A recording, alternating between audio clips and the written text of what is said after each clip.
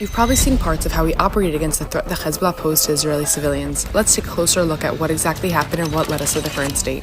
A day after Hamas launched a brutal massacre on southern Israel, Hezbollah joined them on our northern front. Since then, the IDF has engaged in a fierce battle in the north, including ongoing defensive operations on the border, intelligence-based strikes, the elimination and dismantling of Hezbollah's top command, and even precise ground operations in southern Lebanon. After Hezbollah launched numerous UAV rocket and missile attacks, murdering innocent civilians, the IDF took action.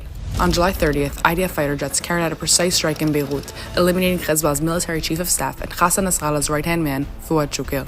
In retaliation, the terrorist organization planned to fire hundreds of rockets and UAVs at Israel. On the night of August 25th, the Israeli Air Force launched a preemptive strike. About 100 fighter jets struck approximately 40 locations across southern Lebanon, destroying thousands of launchers. During a meeting of the Radwan Forces Command Staff on September 20th, IDF fighter jets eliminated the architect of the Conquer the Galilee plan, along with 15 senior terrorists, the first step in a historic week, in which Hezbollah's leadership was dismantled one by one. The name of the operation, Northern Arrows.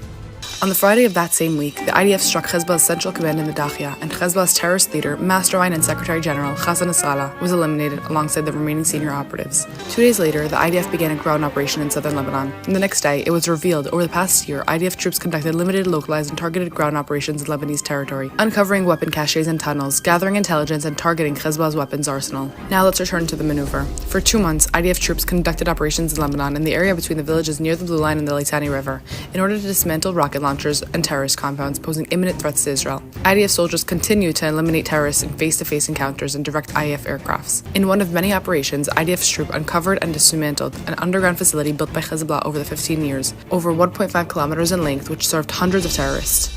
This is how forces move from one area to another, eliminating Hezbollah's ability to carry out Operation Conquer the Galilee. Alongside the countless Hezbollah rockets aimed at civilians and ammunition that IDF soldiers destroyed, the IAF launched an operation to dismantle Hezbollah's air unit's infrastructure. As a result, the terror organization lost 70% of its UAV stockpile and around 30 cruise missiles. Meanwhile, the IDF continued to target and neutralize Hezbollah's command and control capabilities. Among the targets was Nasrallah's intended successor, Hashem Sefieddin, alongside thousands of commanders and operatives that operated against Israel throughout the war. Another significant effort was to dismantle Hezbollah's rearmament and resupply capabilities. The IAF struck weapons transfer routes along the Syrian-Lebanese border and also eliminated the commander of Unit 4400, who was also responsible for this area.